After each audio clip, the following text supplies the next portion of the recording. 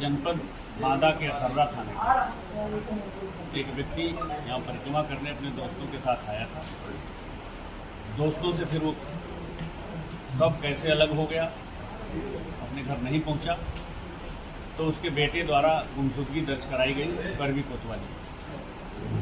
फिर सीसीटीवी कैमरे और मैनुअल सारे प्रयासों से गुमशुदा की बाइक बरहा के हनुमान जी के पास मिली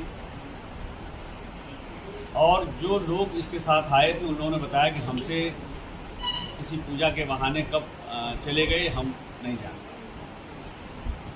वादी को थोड़ा संदेह हो रहा था अपने चचिया ससुर। जब इस बारे में और तहकीकात की गई तो घटना वाले दिन यहाँ तक उनका आना तस्दीक हो गया। सीसीटीवी कैमरे में सर्विलांस से भी तस्दीक हुआ। उसके बाद वो वापस अतर्रा जाते हैं, वहाँ हाइड्रोसील और हार्निया के इलाज के नाम पर किसी डॉक्टर को दिखाते हैं और फिर अपने भतीजे के साथ आकर के जानकी कुंड अस्पताल में भर्ती किया। लेकिन जब उनके भतीजी दामाद ने यानी गुमशुदा के बेटे ने उनसे पूछा, चाचा पिताजी आप लोगों के साथ थे, कहाँ चले गए? तो उन्हें डाउट हुआ कि लगता है कि अब हमसे पूछताछ होगी, तो बिना इलाज पूरा कराए ज़बरदस्ती वहाँ से डिस्चार्ज करा करके गायब होने से पुलिस का और वादी का दोनों का संशय और बढ़ा। लेकिन हमारे पास कोई अभी प्रमाण नहीं थे। लगातार पुलिस छानबीन कर रही थी। अचानक मड़पा के जंगलों में एक डेड बॉडी अज्ञात मिली। प्रधान ने सूचना दिया। पुलिस ने इस सूचना पर गुमशुदगी दर्ज कराने वाले को भी बुलाया और उन्होंने पहचान लिया कि ये शव हमारे पिताजी का।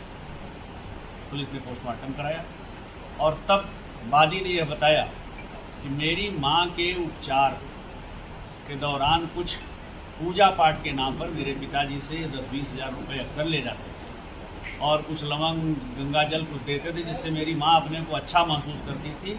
इससे पिताजी से नज़दीकियाँ और बढ़ गई और उनसे इन्होंने बालू के डंप के नाम पे 7 लाख रुपए उधार ले लिए कि प्रॉफिट सहित वापस करें।